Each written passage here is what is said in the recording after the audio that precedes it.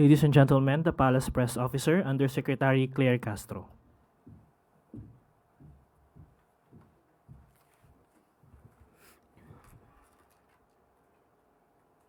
Magandang araw, Malacanang Press Corps. Agarang tulong ng pamahalaan, inilatag ni Pangulong Ferdinand R. Marcos Jr. upang maibsan ang epekto ng kaguluhan sa Middle East.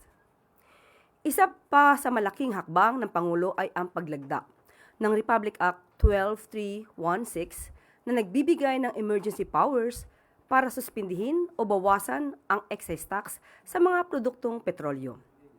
Sa kanyang ulat kahapon, binigyan diin ng Pangulo ang mga hakbang upang harapin ang epekto ng digmaan, lalo na ang pagtaas ng presyo ng langis at bigat na dulot nito sa ekonomiya at sa taumbayan. Unang binigyang pansin ng Pangulo ang kaligtasan ng ating mga kababayan na naiipit doon.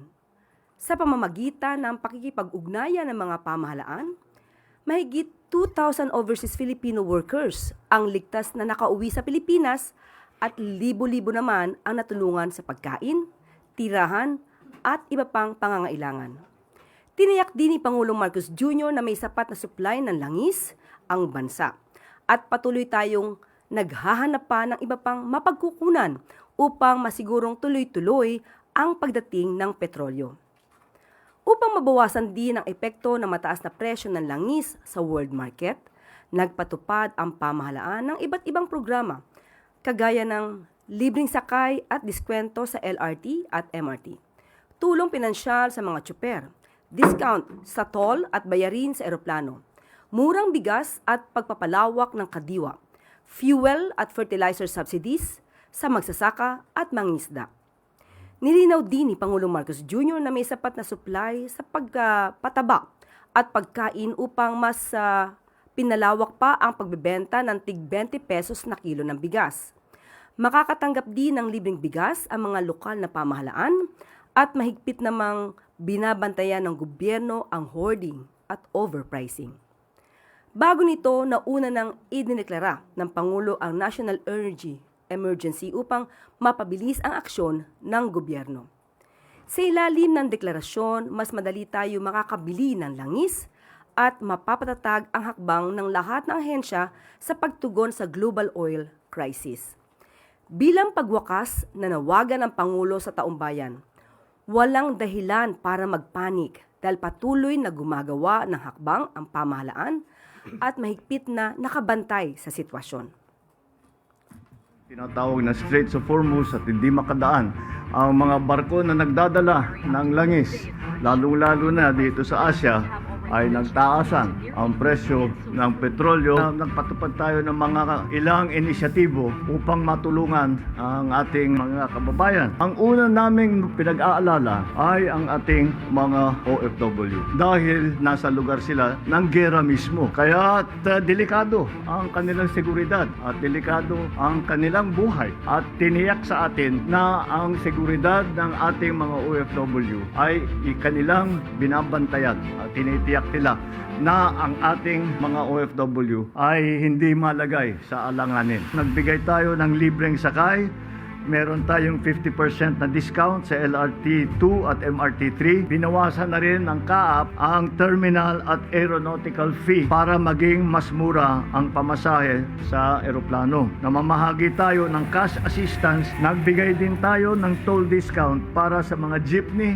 para sa mga bus at para sa mga truck. Pinalawak natin ang 20 peso rice program sa 627 centers. Patuloy din ang ating ibinibigay ang fuel at fertilizer subsidies para sa magsasaka at saka para sa mga mangingisda. At sumagot na ang ating mga manufacturer na hindi sila magtataas ng presyo ng pangunahing bilihin. Nakipag-ugnayan din tayo sa Kongreso upang mabawasan at alisin na ang excise tax sa langis. Ngunit ang hindi maaring mangyari ay maramdaman ng bawat Pilipino ang buong bigat nitong mga pangyayari na wala naman silang kinalaman. Upang masiguro ang mataas na kita at mas maayos na kalidad ng ani, pinangunahan ngayong araw ni Pangulong Ferdinand R. Marcos Jr.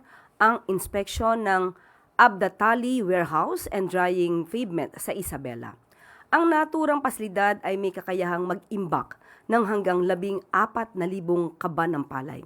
Isa din itong drying facility na kayang magbilad ng mahigit 3,600 kavans. Hindi na kailangan pang magpatuyo ng palay sa mga kalsada dahil may maayos ng kagamitan ang ating mga magsasaka. Sa tulong ng pasilidad, naniniwala si Pangulong Marcos Jr. na ang dating 16 pesos kada kilo ng palay ay maaaring tumaas sa halagang 20 pesos kada kilo. Bukod pa rito, nagpapatuloy din ang sa pamamagitan ng pamahalaan ng fuel at fertilizer subsidy upang pagaanin ang tumataas na gasto sa produksyon. Isusunod na rin dito ang tulong pinansyal sa ilalim ng Presidential Assistance to Farmers, Fisherfolk and Families. Inatasan din ng Pangulo ang Department of Social Welfare and Development sa pangunguna ni Secretary Rex Gatchalian na magbigay tulong sa mga magsasaka na naapektuhan ng tagtuyot sa Isabela at Karatig Lalawigan, kagaya ng Cagayan at Nueva Vizcaya. Ayon pa sa Pangulo, mahigit 23,000 farmers ang makakatanggap ng financial assistance na tig 10,000 piso. Nakikipag-ugnayan rin ang Department of Agriculture sa pangunguna ni Secretary Kiko Tiu Laurel Jr.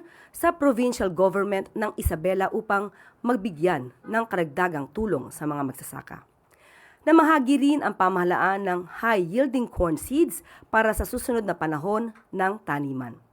Bago pa ito, nauna nang inatasan ng Pangulo ang DA na siguraduhing lahat ng mga magsasaka ay makakagamit ng cold storage facilities at iba pang pasilidad pang-agrikultura. Ngayong araw din ay binuksan ang Onion Cold Storage Facility na mapapakinabangan ng 1,500 farmers mula sa Isabela at Nueva Vizcaya. Kaya ng nasasabing facility na mag-imbak ng 20,000 bags ng sibuyas. Makakatulong din ang pasilidad upang maiwasan ang pagkasira ng 4,000 to 7,000 bags. Iniwan na sa pagkabulok, iwas na sa pagkabulok, dagdag pa sa kita ng ating onion farmers. Ang mahakbang na ito ng Pangulo ay patunay lamang sa pagbibigay importansya ng pamahalaan sa pag-angat ng kabuhayan ng ating mga bayaning magsasaka at mangingisda.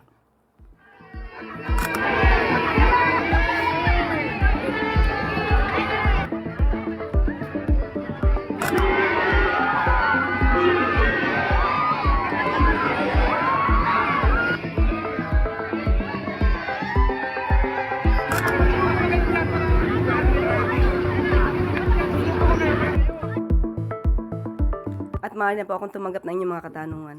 Unang tanong po mula kay Katrina Domingo, ABS-CBN.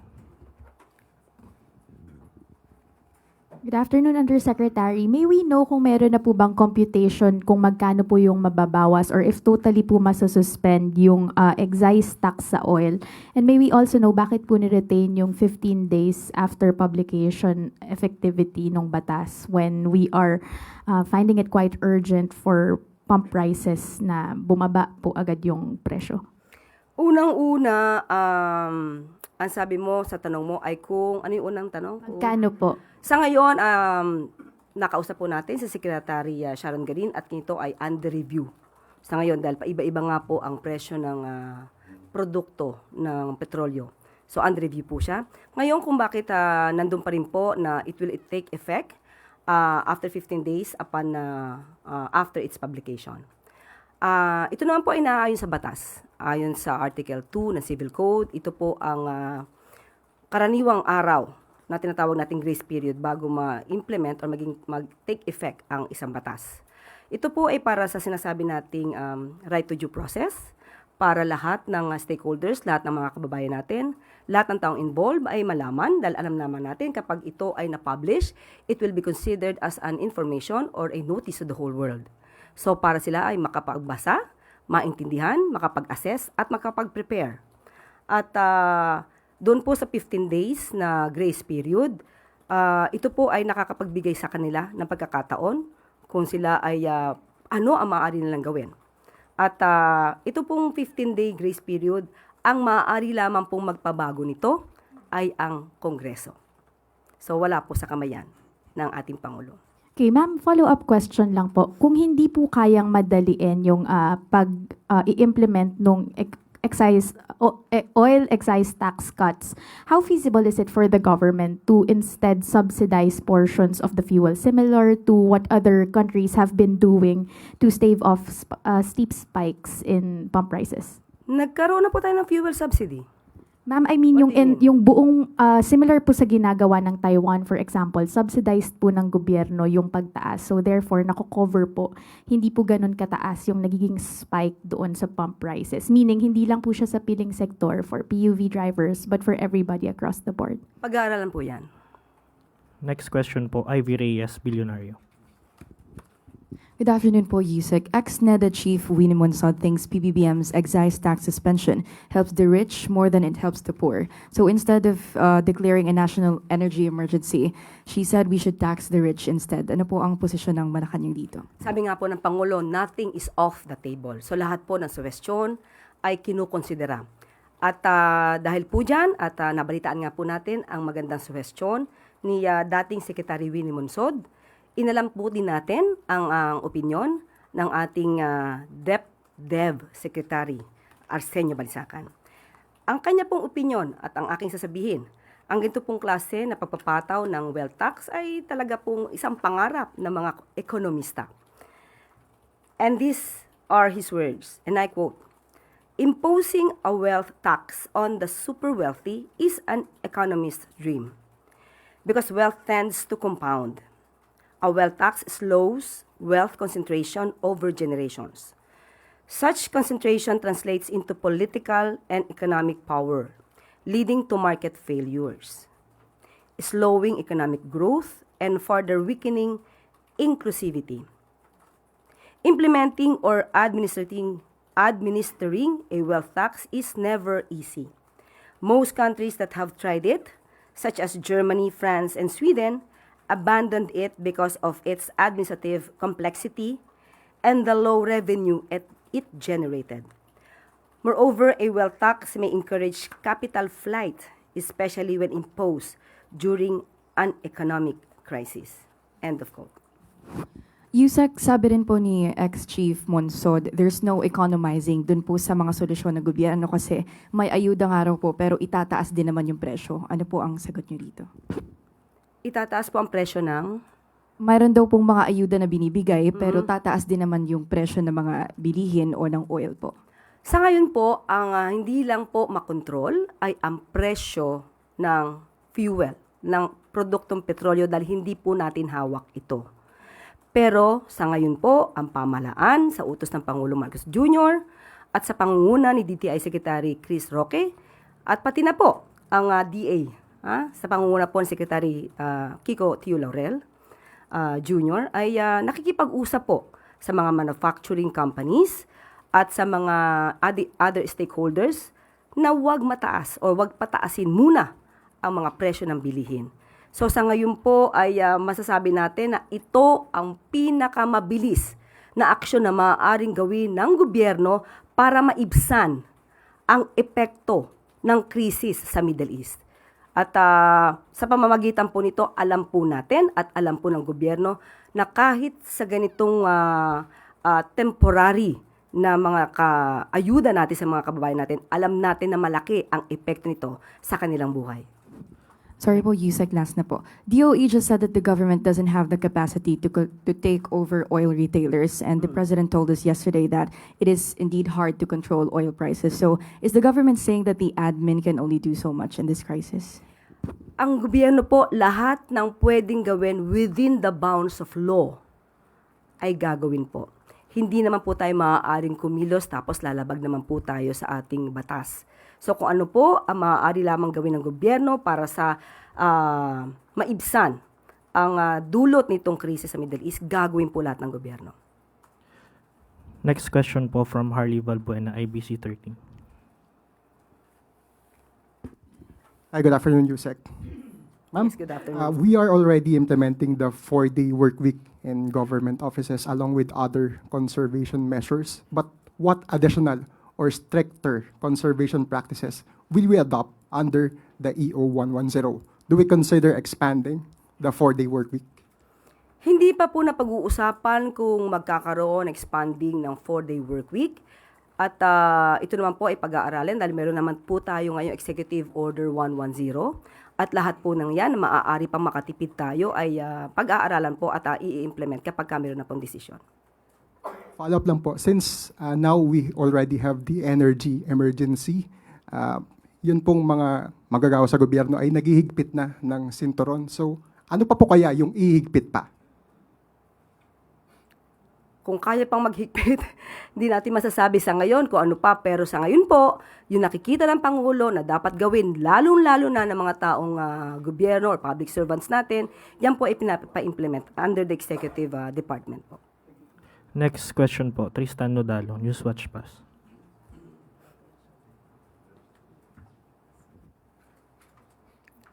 Good afternoon po, Yusek.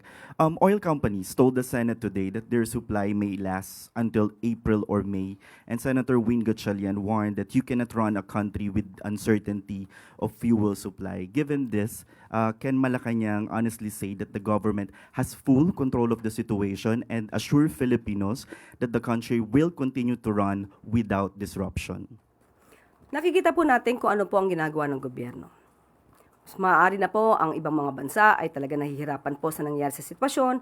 Pero sa ngayon po, nakikita niyo po kung paano kumilos ang gobyerno, kung gaano kabilis kumilos ang gobyerno, at kung gaano na rin karami ang ginawa ng gobyerno para sa ating taong bayan. At sa ngayon po, sabi nga na po natin, ay ito ay whole of government approach. Nagtutulungan po ang bawat ahensya at sa matter of fact nga po, binanggit po ni Secretary Sharon Garin, pati po ang DFA ay nakikipagtulungan na po para makahanap ng alternative countries for the supply. Nandyan po ang Canada, USA, South America countries, including Russia. Yan po ay ayon kay Secretary Sharon Garin. Follow-up lang po, in a Bloomberg interview, sinabi po ni Pangulong Bongbong Marcos na given yung crisis na nararanasan natin, it's not impossible na baka mabuhay din po yung discussion on joint oil and gas exploration with China. Yung Beijing po, naglabas sila ng statement saying they are open to pursuing joint development as long as the Philippines will show sincerity. So in this kind of negotiations, ano po ang pwede ba natin itong magawa despite the tensions in the West Philippine Sea, and how do we ensure that the Constitution will be followed po? Unang-una po, hindi po kailanman naging hindi sincere ang bansang Pilipinas. Sa lahat ng pagkakataon, sa lahat ng okasyon, ang Pilipinas ay laging sincere sa pakikipag-usap, pakikipagnegosasyon, lalong-lalo na sa pamumuno po ni Pangulong Marcos Jr. Wala po siyang secret deal.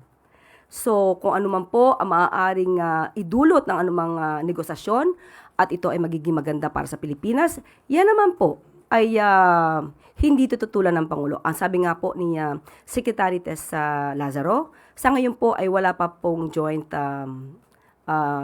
exploration with China, pero hindi naman ibig sabihin na hindi magkakaroon. So, open din po ang Pilipinas. Next question po, Clay Pardilla, PTV4. Good morning po, Yusek. Yusek, since DEO allows the government to exercise emergency powers under existing laws, including the oil deregulation law, is there a room within these powers to temper fuel prices if necessary? Alam po natin na may oil deregulation law. Sa ngayon po talaga, kapag ka po may oil deregulation law, hindi naman po agad makakapasok at makakapag-interfere ang state. Maliban lamang po, sabi nga po ni Secretary Garin, kung may bad faith, may abuso, doon po maaari tayong mag-regulate at para po maiwasan ang pang-aabuso ng mga nananamantala. So, sa ngayon po, ang maaari lamang pong gumawa para, let's say, masuspend ang oil deregulation law, yung provisions doon, tanging Kongreso lamang po ang maaaring magsagawa nito. Opo, sorry po, follow-up. Yusek, I understand, inatasan din po nung Uplift Committee, yung DOE, na mag-inspect, tingnan yung supply, bantayan yung presyo. Senator Lauren Legarda criticized some DOE employees once a week lang po on-site. Paano po kaya nagagawa ng DOE yung kanilang mandik kung once a week lang on-site, at ano po yung directive ng Malacanang sa kanila? Salamat. Marami po sa atin dito malamang hindi nakikita kung gaano po magtrabaho ang DOE. Halos malamang kung nakikita nyo ang itsura ngayon ni Secretary Sharon Garin, mukhang wala na laging tulog sa pagtatrabaho. So hindi natin po pwedeng i-judge ang DOE dahil sila po mismo ang sobra po ang pagtatrabaho. Kung lahat po ng ahensya ng gobyerno nagtatrabaho, mas lalong-lalo na po si Secretary Sharon Garin ng DOE. Next question po, Tina Maralit, Manila Times. Good afternoon, ma'am. Ma'am, following the rollout of fuel subsidies for the transport sector, particularly po for the jeepney drivers, may mga napaulat po na in some areas, may mga hindi na isama sa master list of beneficiaries. How will this be remedied given the promise of the President that no one will be left behind? Yes, opo. Nakausap ko ngayon lang po. Kanina lamang po, nakausap ko si Secretary Rex Gatchalian ng DSWD, pati po si Secretary Giovanni Lopez. At inalam po natin kung ano ang naging sitwasyon dito. Ang sabi po ni Secretary Rex Gatchalian sa atin, ang lahat po na nakalista ay talaga mabibigyan po agad ng ayuda. Malamang po ang ibang nakalista ay meron po kasi daw nakakapagdoble. Let's say nasa tricycle and then nasa motor taxi pa rin. Yung iba po So ang kailangan lang po natin talaga ay makita po lahat ang listahan ng mga valid na mga beneficiaries. Pero ang sabi naman po ni Secretary Giovanni Lopez, akin pong babanggitin. Ito po ang kanyang sinabi. Sa mga hindi nalista at nabigyan na jeepney driver chuper, napagkasunduan na namin ni Sec Rex Gatchalian na maglalaan kami ng araw for special payout para makatanggap din ang mga nasabing chuper at driver ng 5,000 mula sa Cash Relief Assistance Program sa ilalim ng AIX ng DSWD. Maaari pong nagkaroon ng double entry o kulang ng detalye ang kanilang mga pangalan o kaya ay hindi naman narehistro sa LTFRB. Pero sa utos ng Pangulo, walang maiiwan. So malamang po ay kailangan lamang po nilang ayusin kung ang ilang mga dokumento para po makita po na sila po talaga ay valid na beneficiary at hindi po sila pababayaan ng gobyerno. Salamat po. Last question po, Rafi Ayeng, Daily Tribune. Hi, Yusek. Ma'am, may mga clamors na nagpa-flood over social media na asking the government kung kailan naman ang ayuda sa minimum wage earners, middle class, other government employees na apektado rin ng krisis. And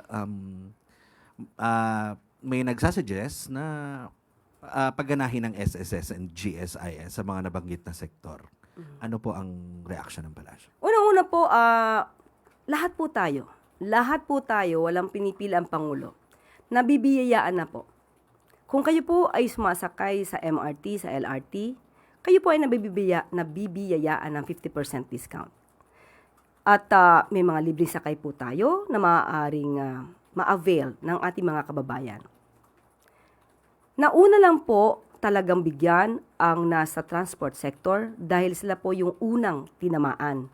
At kailangan nila ng ayuda, pero ang Pangulo, sinabi po natin, binabalanse lahat ang tulong sa ating mga kababayan. Kaya nga po, hindi agad pinayagang magtaas ng pamasahe para po ang lahat dito ay makinabang din. Dahil nga nauna pong binigyan ng ayuda ang nasa transport sector. Ang kailangan lang po natin ngayon ay magkaroon ng pag-unawa, pag-intindi, at kumbaga lahat po tayo dito ay magtutulungan. Iwasan na po ng iba na manira, magbigay ng fake news dahil hindi po to panahon talaga ng pamumulitika.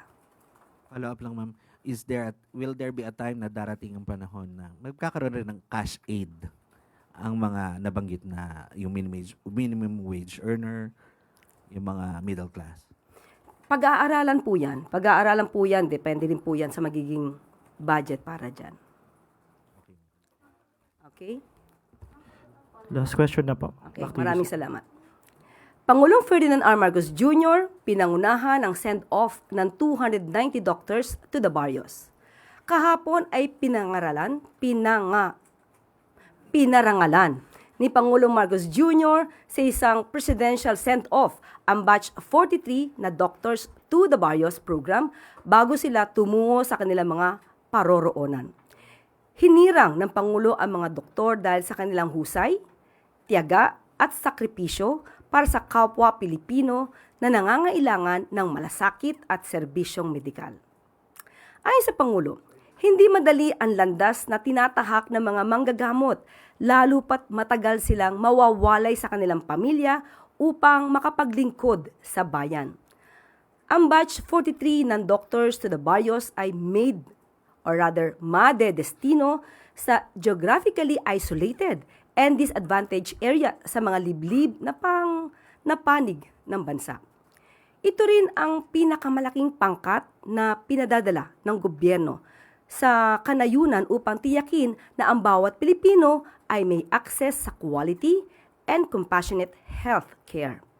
Mula taong 1993, halos 3,000 manggagamot na ang tumanggap sa hamon upang magsilbi sa bayan. Dahil sa kanilang kagitingan at ang mga hakbang ng pamahalaan, mayroong doktor ang bawat munisipalidad sa buong Pilipinas mula noong 2025. Bilang pagsuporta sa ating mga doktor, nangako si Pangulong Marcos Jr.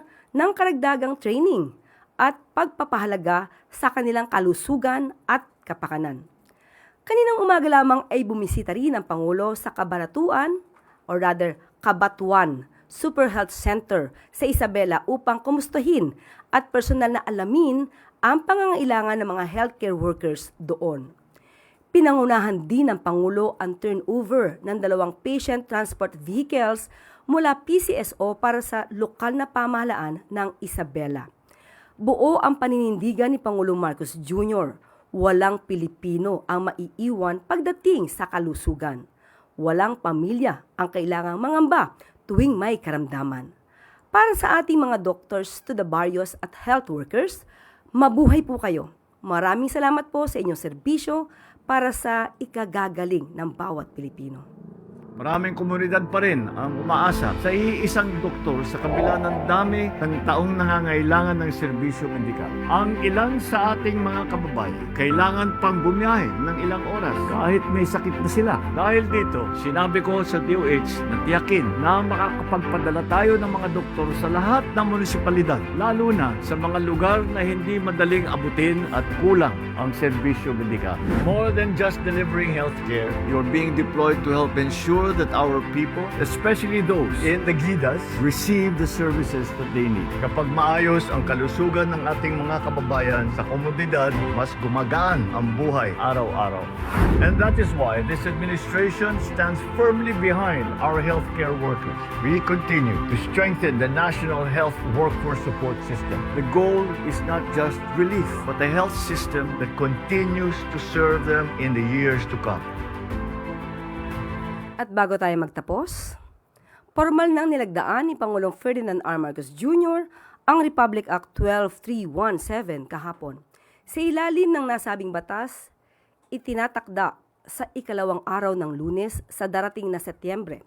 Ngayong taon ang unang regular elections ng Bangsamoro Autonomous Region Muslim Mindanao.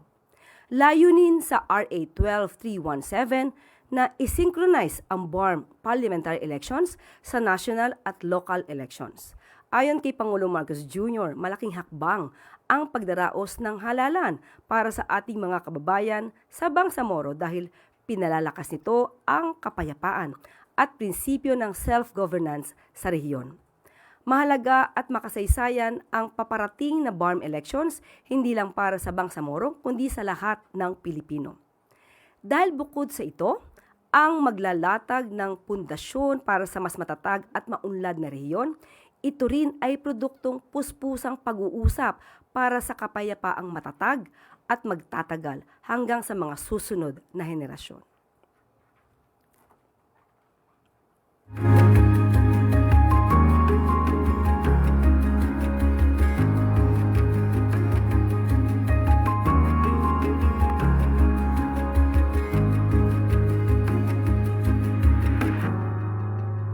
Dito na po natatapos ang ating press briefing. Magandang araw para sa bagong Pilipinas.